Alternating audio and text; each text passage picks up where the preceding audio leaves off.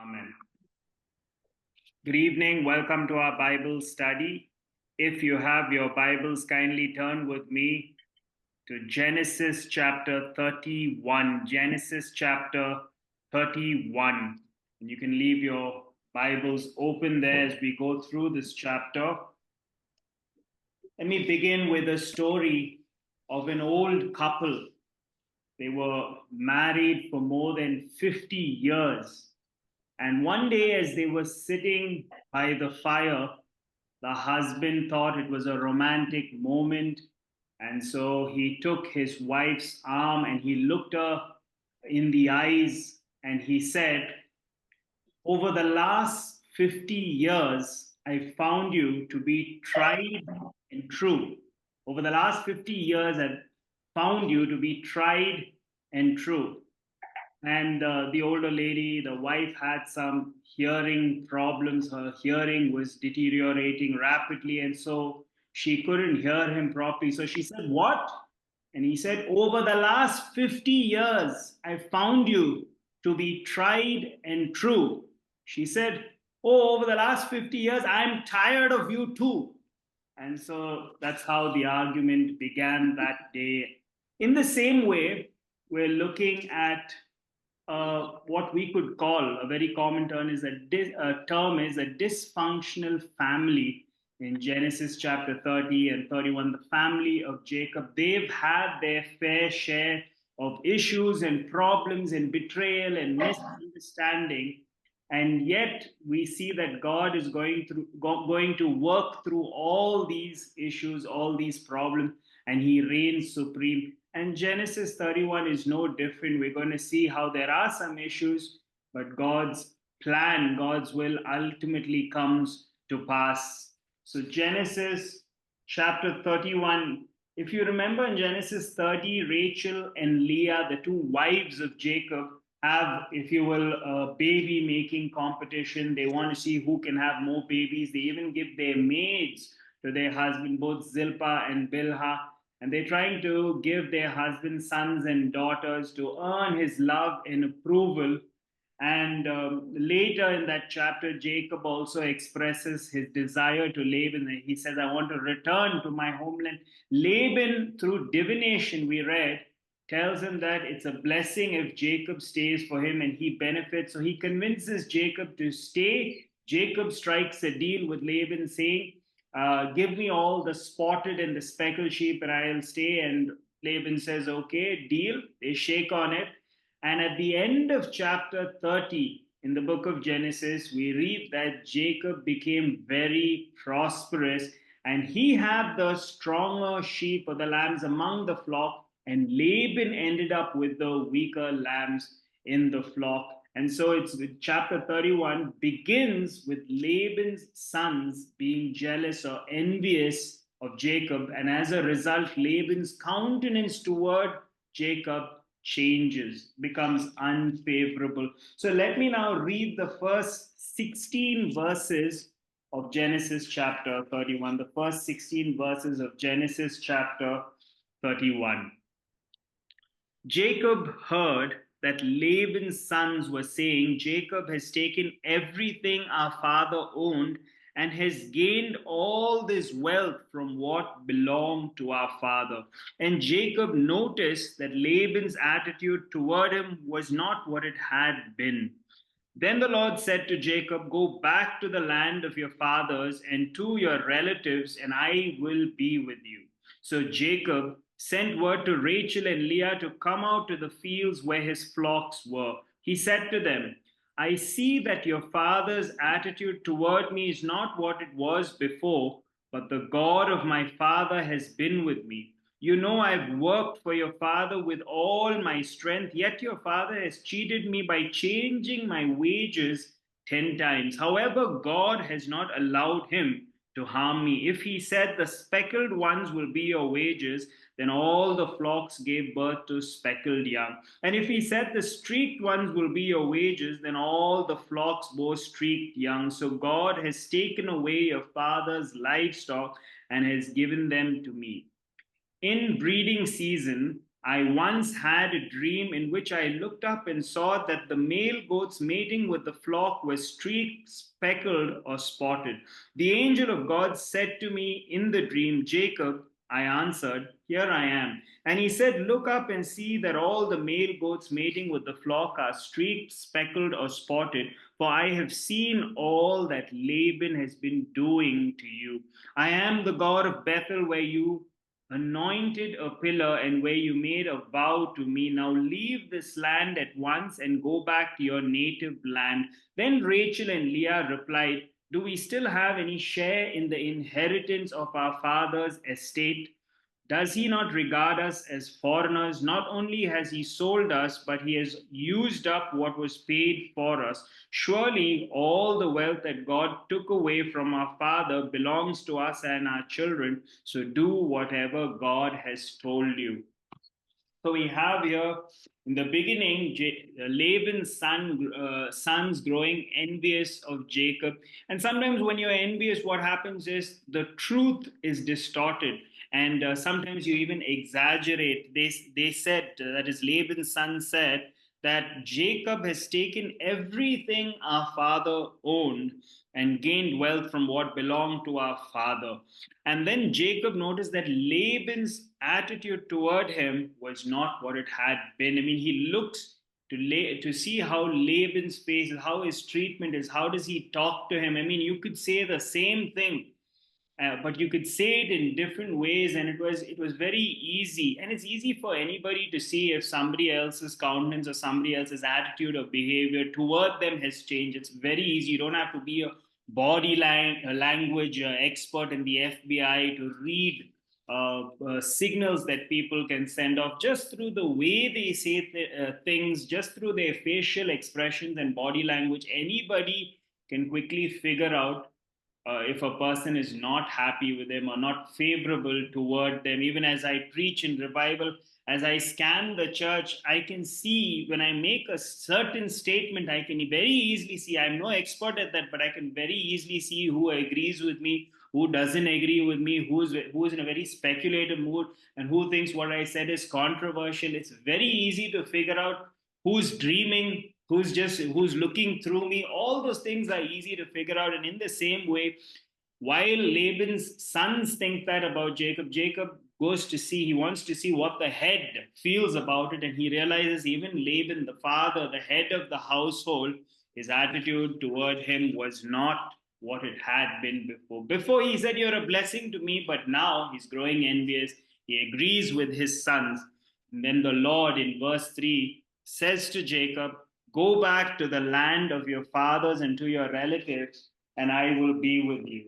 So because of the jealousy, because of everything that was happening in that household, God gives him some direction. Because we read in James 3:16, it says, For where envy and self-seeking exist, confusion and every evil thing are there. In fact, it's envy from one angle, in one sense, it was envy that led Jesus to the crucifixion, because the envy of the religious leaders. And so God comes to Jacob and gives him this very direct revelation, gives them this direct guidance, saying, You need to return to the land of your fathers, go back to your relatives, and I will be with you. First, if you remember in the previous chapters, you look at it, first God gave him a desire. In fact, that might have even been a few chapters before, where God puts the desire in his heart to go back to the land of Canaan, back to the land of his father and his relatives over there. Second thing is, the present circumstances also made it really difficult, made it unbearable for Jacob to continue to live there, to continue to sustain himself and his family. So first, God puts the desires. Second, if you look around at the circumstances, terrible circumstances, unfavorable circumstances, unbearable circumstances. Number three, in verse 3, we see the direct guidance and affirmation of God. Jacob must have been wondering all the time, when is the right time for me to leave? And now he has God's direct affirmation or guidance, and he needs to obey the voice of God. I came across the story where there was a missionary couple in a place called Zaire. And one day the father told his young son, Sonny, the father looked at the son And he said, "Obey me instantly." And then the son, immediately his ears perked up. And then the father said, "Drop to your stomach." Then the son dropped to his stomach. Then he said, "Crawl to me as quickly as possible." So the son started crawling toward the father. And then he said, "Okay, stand up and now run toward me." And the son stood up and ran towards the father, and he hugged him. And then the father turned him around and showed him the danger. There was a dangerous snake, a poisonous snake, which was on the tree under which the son was playing. And so, because even though in that moment it probably didn't make complete sense to the son, and maybe even his father's commands were a bit crude at that time, saying, "Drop your stomach, crawl towards me," and all that. But when he finally turned around and he looked back, he realized the danger. And I guess the question for all of us is, when God commands us, or when he guides us, when he convicts us of something, whether we'll delay, whether we'll procrastinate, whether we'll find an excuse or a justification or rationalization, maybe, to somehow work ourselves out of that direct, very direct revelation that God gives us, saying, "Do this, or go here, or talk to this person, or minister to that person, or spend some more time with that person," whatever it is that He has for us in terms of instructions and guidance. Question is whether we obey Him instantly, just like this boy did with his father. Here, Jacob gets direct revelation, direct guidance from God. And so, verses 4 to 16, Jacob is now going to explain the situation to both his wives, that is Leah and Rachel, and their response. We've already read it. And in verse, if you notice in verse 3, God says, "I will be with you." Maybe present tense, maybe future tense. "I will be with you," future tense. But in verse 5, if you look at verse 5, Jacob says, "I see your father's attitude is not your father's attitude toward me is not what it was before, but the God of my father has been with me." That is his testimony to his wives. God says, "I will be with you," future. Jacob says, "God has been with me." That is his testimony of God's faithfulness and his presence. And if you notice, and he's going to repeat this in this chapter, chapter 31, Jacob will say, "The God of my father."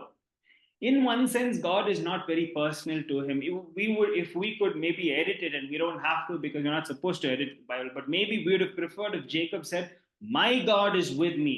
But he's not yet reached that stage in his life in terms of his spirituality, in terms of his intimacy with God. And that God is going to deal with in the next chapter. Many of us know that chapter where God wrestles with Jacob. But as of now, Jacob is referring to God as the God of his father, or as the God of his fathers. So he says, "God has been with me." That's his testimony to his wives. And then in verse 7, he says, "God did not permit your father to harm me." He says he's cheated me. He's changed my wages 10 times. The inference from that phrase, where Laban changes his wages 10 times, is that he kept dropping his wages. Maybe there was a drop and then a pickup, drop and pickup, and he wasn't very consistent. I don't think it is. If he changed his wages 10 times and it was only increasing and he was only getting promoted, I don't think he would state it as a complaint, or whether I don't think it would be considered something negative if he was getting promotions or raises in terms of his salary, in terms of his wages. But I think the insinuation here is that the father keeps changing the wages and probably dropping it and then increasing, dropping, something like that. He says he changed it 10 times. So he's not very dependable, he's not very reliable, he's cheated me, he's a manipulator, he's a master manipulator. And so Jacob says, in spite of all this, God has prevented your father Laban. He's telling his wives, your father Laban, his father-in-law, he's prevented him from harming me. He's not permitted him to harm me. And the principle is simply that God, God will not allow anything, any harm to come to each one of us. And even if there is such a situation, it does not happen without his knowledge or without his permission. In fact, Psalms 118, verse 6 says, "The Lord is on my side.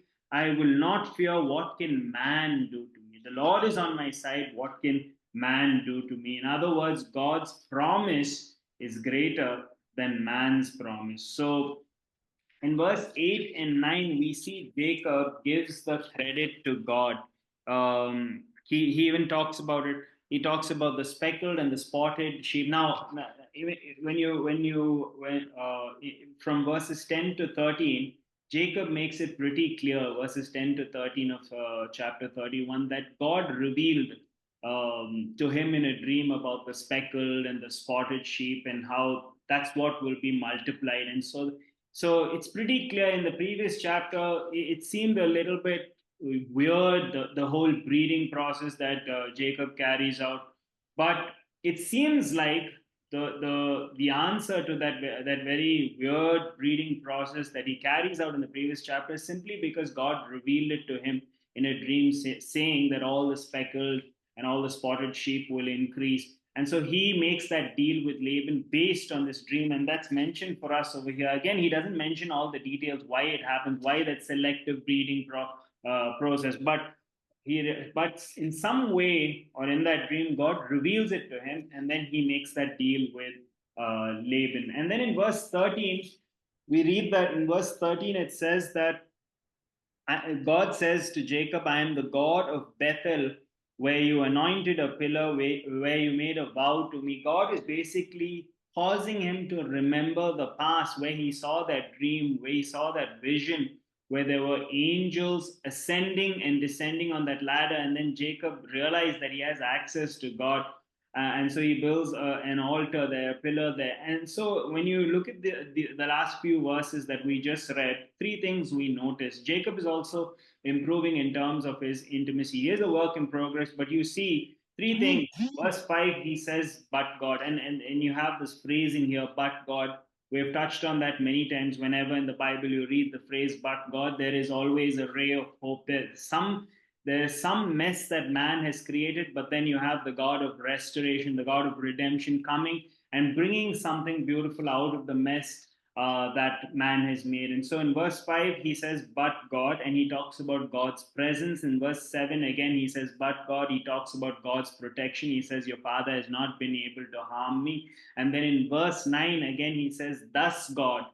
And then he talks about God's partnership in verse 9. So you have God's presence, you have God's protection, you have God's partnership. And so Jacob is also learning to rely on God, and he's drawing closer to God, and that'll reach.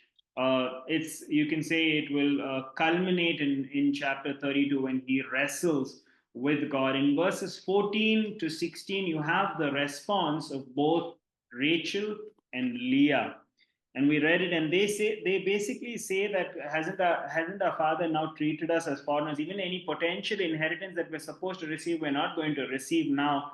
And so they're in agreement with Jacob, and they say, do whatever God has told you. They're happy to leave their homeland, they're happy to leave everything that they're familiar with, and they're happy to be supportive of their husband's decision to go back to his homeland, his hometown. And they say, whatever God asks of you, go, feel free to do it. And it's an amazing thing when a wife says to her husband, whatever God has called you to do, and in that sense supports. It doesn't mean that they have to agree with every single thing, but it's always nice. You always feel supported when a wife says to the husband, where she stands by the husband, follows that biblical instruction to submit and says, whatever God has called you to do, whatever God calls you to do in this situation, I'm there. I'll stand by you. I'll support you. And what's interesting is now, for the first time, probably for the first time, both the wives are in agreement. I mean, in the previous chapter, we saw all the disagreements, we saw the competition, but at this point, they're so sick of all their father's games and everything that he's done that both Rachel and Leah are in agreement, and they say, whatever God tells you to, at least for the moment, they put aside their strife and they see eye to eye. And then in verses 17 to 21, let me read verses 17 to 21. We're going to read that Jacob begins his journey. Then Jacob put his children and his wives on camels, and he drove all his livestock ahead of him, along with all the goods he had accumulated in Paran Aram, to go to his father Isaac in the land of Canaan. When Laban had gone to shear his sheep, Rachel stole her father's household gods. Moreover, Jacob deceived Laban the Aramean by not telling him he was running away. So he fled with all that he had, crossed the Euphrates River, and headed for the hill country of Gilead. On the third day, okay, let me stop here. So Jacob basically plans his quick departure. He wants to leave stealthily, and so he wants to get a head start. And we read that he actually does. He actually leaves unnoticed, even though he probably had this big entourage following him. He has his own servants and his wives and his children, and they're all rich enough to travel on camels. He's accumulated so much, as we saw in the previous chapter. But you could say, in one sense, it was a little disrespectful of Jacob to leave Laban without even saying a single word. He just suddenly takes off. But the reason, at least we have the reason. The reason is he is terrified. The reason is that he is scared of Laban. And we're going to read about that a little bit later. But what is interesting is in verse 19, we're told Rachel stole her father's household gods. And sometimes people wonder, why would she do that? And there are many reasons given, like some people say she wanted her father to stop worshipping those idols, so she took it. Some people say that she herself was worshipping the idol, and she, even though her husband worshipped the one true God, Yahweh, she was still involved in idolatry and all that, and so she took it. But I think the reason that makes the most sense is, and some people have done some archaeology in a little town called Nuzi. I think that's how it's pronounced. They've done this archaeology, they've excavated, and they found that back in the day in these regions, sometimes when you had these gods, when one of the children had these gods, it sort of worked like a deed to the father's inheritance. Tomorrow, when the father is, writing his will, rightfully the land, the inheritance would go to those who possess these idols, and I guess that's the most reasonable conclusion that you can come up with as to why she took these idols. Maybe she was not fully converted. Maybe she herself was a work in progress, and she thinks that this idol, because the belief back then was the ancestors lived through those idols, and so that's the way of remembering the ancestors and having them present. At least they'll be there in spirit if you carry around these idols. And sometimes the idols were also carried around because people back then believed that they can talk to the idols, and the idols, because there are deities or demons, actually in reality it could have been demons, but deities present behind these idols, and it'll give them direction and guidance for future decisions. And so people believe these sort of things, either protection or guidance.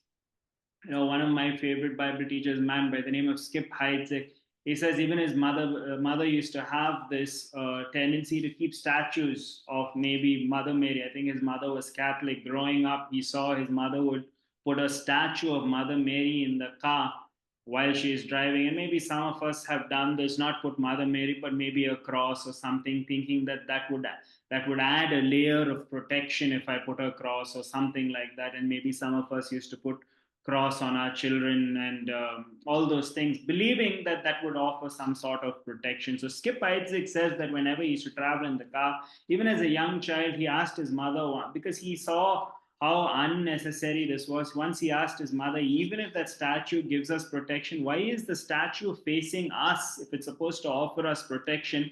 It can only see us. It should be turned around and it should be looking at the road, and in that sense maybe it can protect us, but you have turned it towards us. And he says his mother was not very happy about that question, and it didn't result in her removing the statue. So maybe Rachel thought that in some sense this statue, this idol that she's robbed of her father's gods, will offer some sort of protection to them as they travel, as they make this dangerous journey in treacherous circumstances. So that's the reason why she takes it. The name of this little idol is called teraphim in the Hebrew, and as I said before, many people believe that that's how they remembered.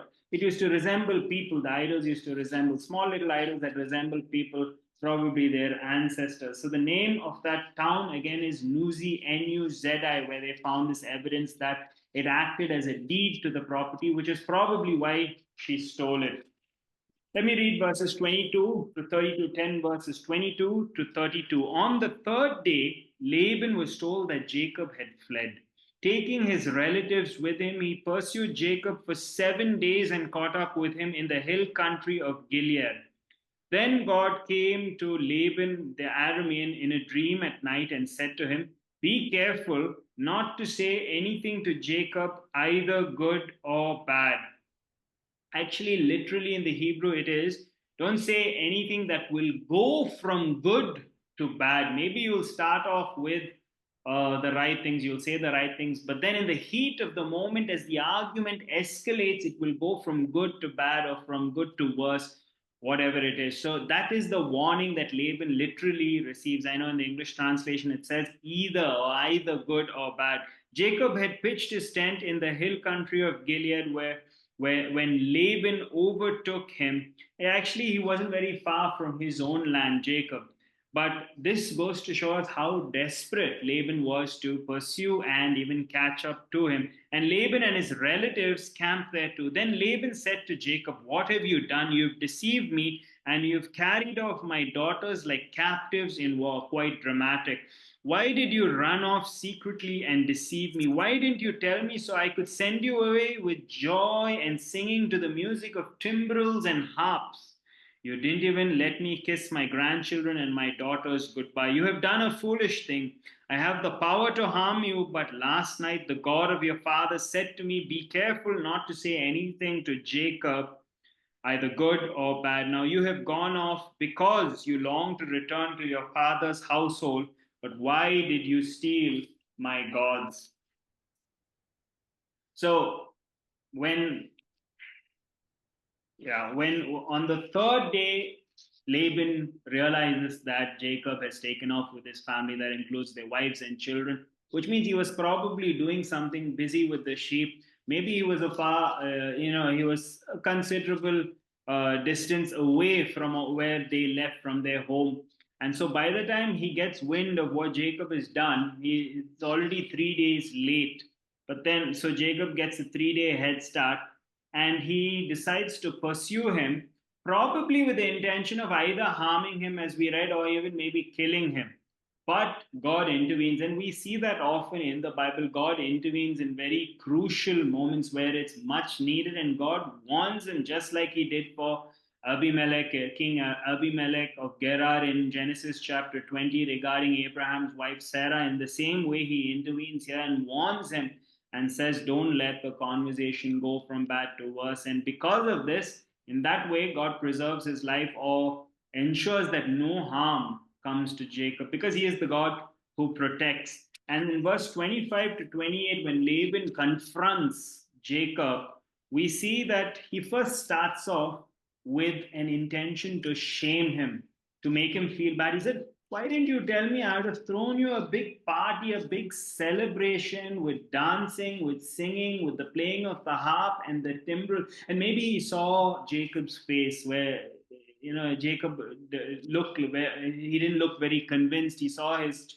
daughter's faces. They weren't convinced that that was his actual intention. So his tone actually changes in verses 29 and 30 and 31, where he then subtly threats Jacob and says, "I could have harmed you, but God came to me in a dream and he's warned me." So he's a master manipulator, and he's doing that. He first tries to shame him, then he probably sees their countenance. Of course, that's speculation, but he sees their faces. Then he changes. I could have finished you off. I could have harmed you, but then I was warned in a dream. If you look at verse 30, it's actually quite comical because at the end of verse 30, Laban says, "But why did you steal my gods?"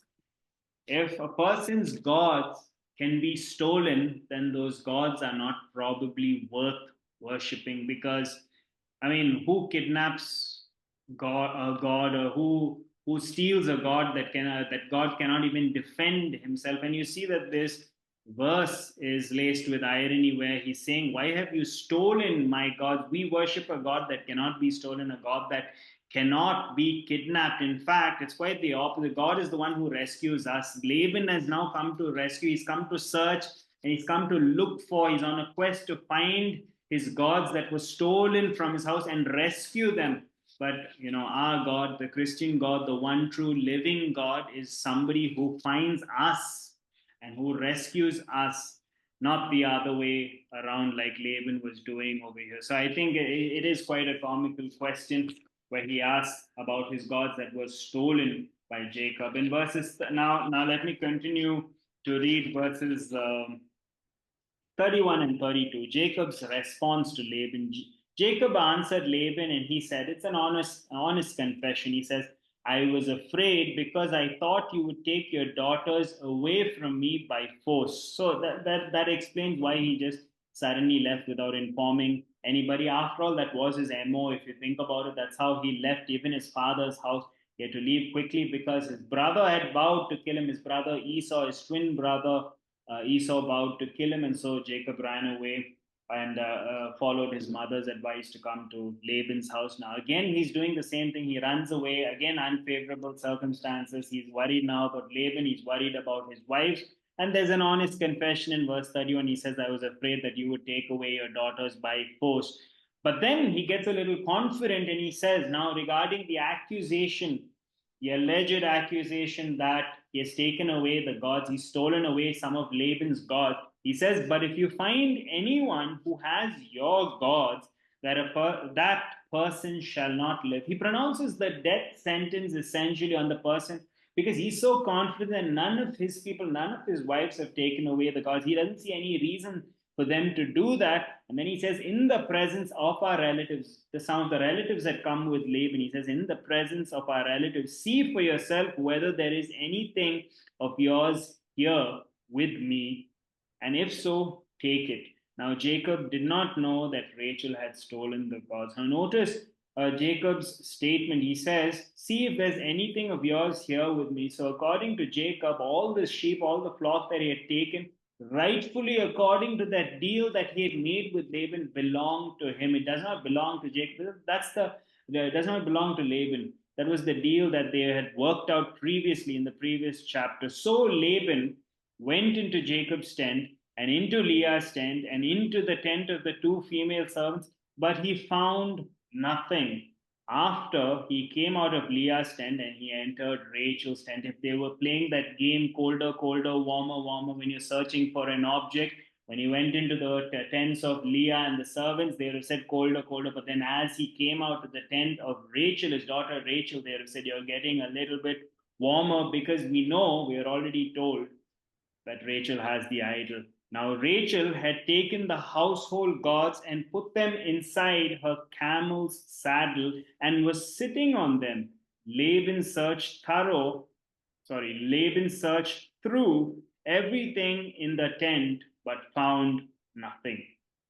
Rachel said to her father, don't be angry, my lord, that I cannot stand up in your presence. I'm having my period. So he searched but could not find the household gods. So, yeah. So, if you think about it, Rachel is trying to mislead her father. Where did she learn all this from? She probably learned it from her own father, who was a master deceiver, and maybe even certain tricks from her husband, who was also a deceiver. I mean, his name was Heel Grabber. He was a conniver, and so now she herself is trying to deceive her father. She hides the idols. She sits on it in a camel saddle and she sits on it, and then she even makes an excuse that it's that time of the month and so she will not be able to stand up during those times. The men would understand this, that the woman cannot stand up, and so they would not trouble the woman who was having a menstrual cycle. So that's the excuse that she uses. And if you notice, she uses little L Lord, which, as I've explained before, is just a term of respect. It's just like saying sir, because the capitalized L would be L. When the L is capitalized and all the other letters are small, it's probably the name Adonai. If it is all capitalized, then it's referring to the covenant God of Israel, Yahweh. And so here it is not capitalized, it's small l, which is just a term of respect, like saying sir.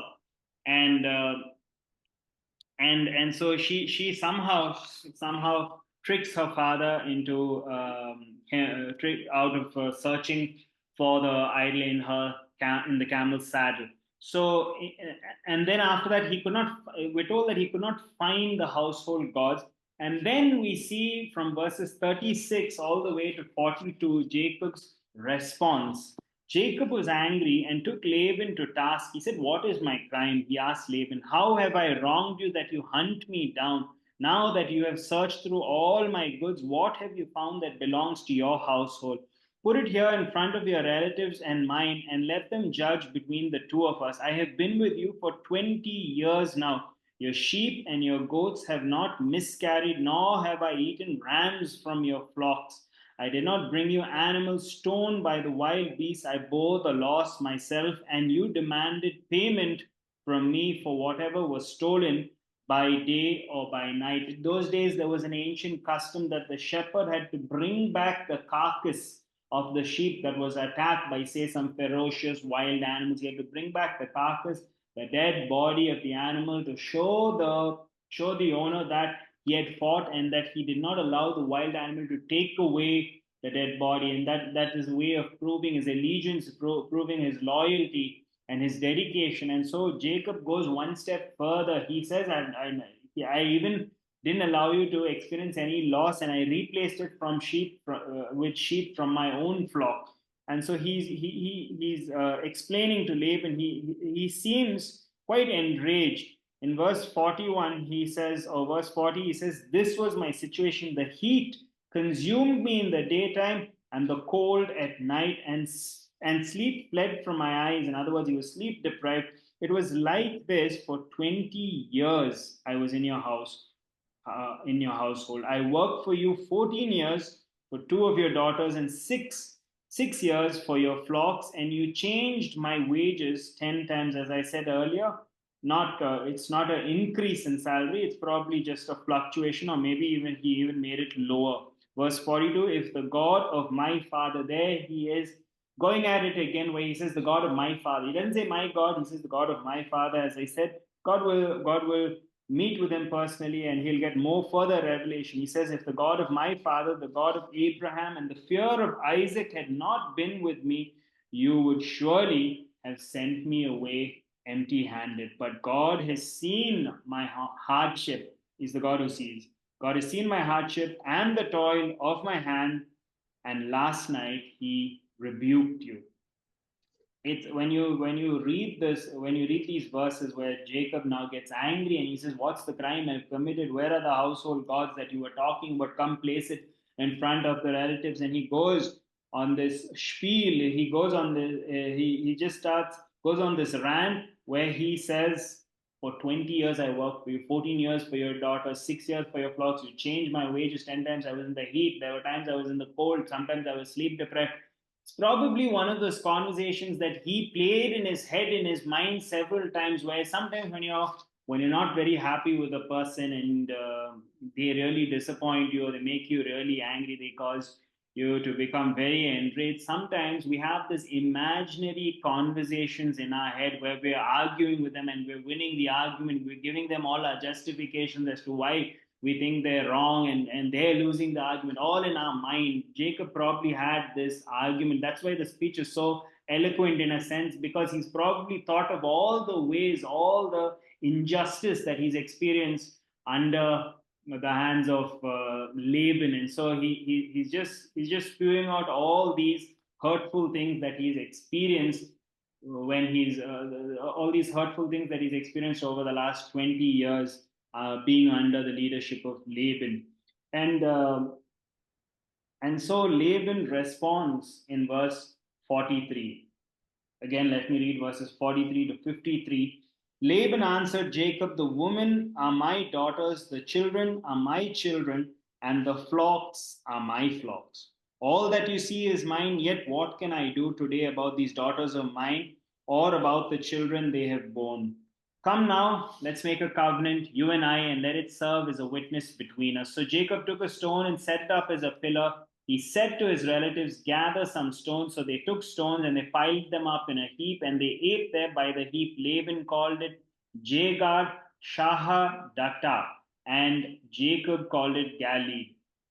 Laban said, "This heap is a witness between you and me today." That is why it was called Galeed.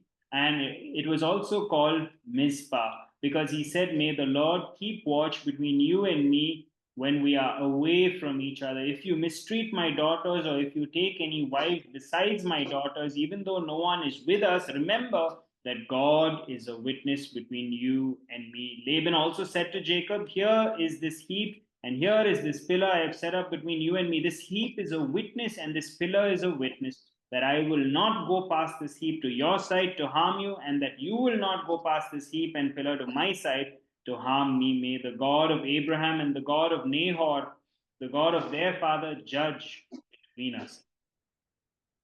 So we have Laban over here who says the women and the children are mine and the flocks are my flocks. But again, that's not true. The flocks are not his flocks because he made a deal with Jacob. But he wants to say something, and his last few parting words, he wants to say, All that you have is actually mine. You are who you are. You have what you have because of me. All credit goes to me. And he says, Anyways, what am I going to do about it? And he says, Let's make a covenant. And it seems like as if it's a bit like they reach a good deal, and in one sense for practical purposes they do reach a good deal, and he makes a covenant. But especially this word Mizpah, if you look at it, many people I've heard about this coin, not seen it myself. It's called a Mizpah coin, where like two friends have two halves of the coin. And one, and on that coin, uh, let me find that portion. I want to read it for you. On that coin will be inscribed these words, the words of verse 49. It says, May the Lord keep watch between you and me, and when we're away from each other. So one portion of the coin will say that, one portion of coin. And then when the friends get together, they'll bring their coins together, and it'll fit like pieces of a puzzle. But that is a wrong understanding of the coin, because it's not very pleasant here. The terms of this covenant is not very pleasant over here, and basically, it's not that they're just trying to ensure a little bit of healthy or dignified distance between both of them, both the parties, Jacob's party and Laban's party. The truth is, they will never see each other ever again. And this is the last we're going to hear of Laban in the Bible. You're never going to hear of Laban again. And so, this is what James Montgomery Boyce, the commentator, pastor, says. He says, This is the last we hear of Laban in the Bible, and it is good that this is the end of him. Laban is of the world, and Jacob needed to be freed from this world in order to live wholeheartedly for the God of his father. So it was a training period, it was a temporary period where Jacob had to go through this, where God would draw closer to him, where he would learn a lot of valuable lessons. And but Laban was of the world. He was one of those people, just like Cain and Esau, who saw the things of God. He saw the power of God. He himself testifies. He says, The God of Jacob, your God has really blessed you, and I am also benefiting from it. So he's one of those people who drew really close to God, but never fully surrendered to God. And as you and me know, there are many people like this, even in the church today, who draw close to God. They dabble in the things of God. They may even lift their hands during worship, read the Bible, and all those things, but they've never wholeheartedly surrendered their lives and their will over to the care of God. And so the story ends, the chapter ends. Jacob. So Jacob took an oath in the name of the fear of his father Isaac. He offered a sacrifice there in the hill country and invited his relatives to a meal.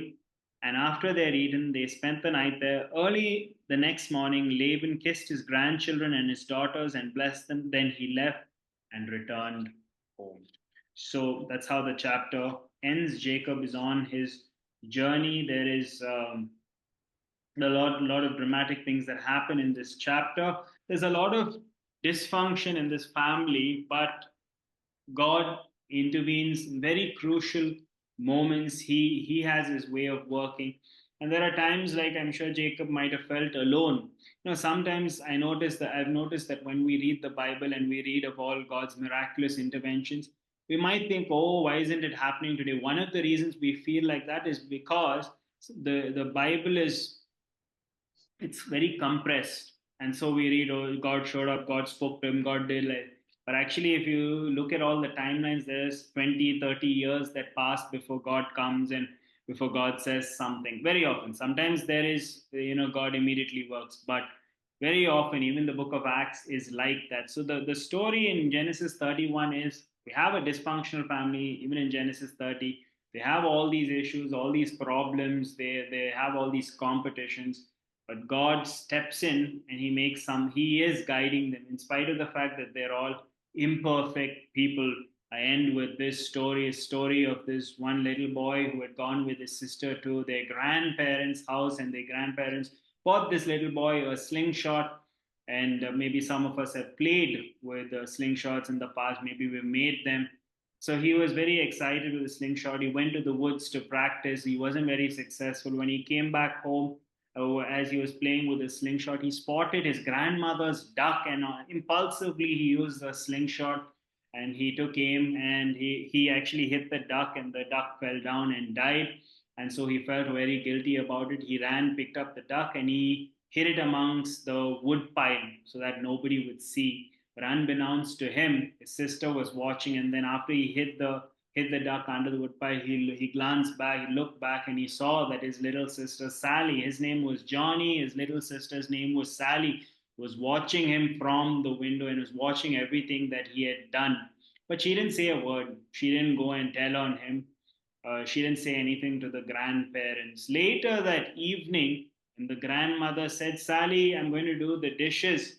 Would you come and help me? Sally said, I think Johnny wants to do the dishes. Don't you, Johnny? And then she whispered in his ear, remember the duck. Because she never told the grandparents about the duck. So Johnny then went quietly and did the dishes. A little bit later, the grandfather said, I'm going to go fishing. Johnny, do you want to join me? Do you want to go fishing? Sally, do you want to join me? Then grandmother said, no, Sally can't go. Maybe if you want, take Johnny, but Sally can't go because she has to help me prepare supper. She has to help me prepare dinner. Then Sally went to Johnny and said, I think Johnny wants to help you making dinner, grandmother, because I'm going to go with grandfather. And she whispered in his ear, you remember the duck. And so then Johnny had to go and he was forced to help. And like this, the story goes on. Johnny's doing all of his chores and all of Sally's chores, and it has been going on for days until he finally gets so tired and frustrated that he confesses to his grandmother and he says, fine, I want to tell you something. I killed your duck by mistake. And the grandmother says, you know what? I actually know about it. I also watched you from the window. And the minute you did it, because I love you, I have forgiven you. But I just wanted to see how long Sally will keep you as her slave. And I guess the question that we all have to ask ourselves is how long will we function with dysfunction? How long will we function with dysfunction in our families? When will we allow God to function in our dysfunction? When will we allow God to bring the healing only He can bring? I mean, whether it's immediate family, whether it's extended family, let me tell you, there is no such thing as a perfect family. In fact, we all know that there's no such thing. There will be strained relationship. There will be offense. There will be a harsh word.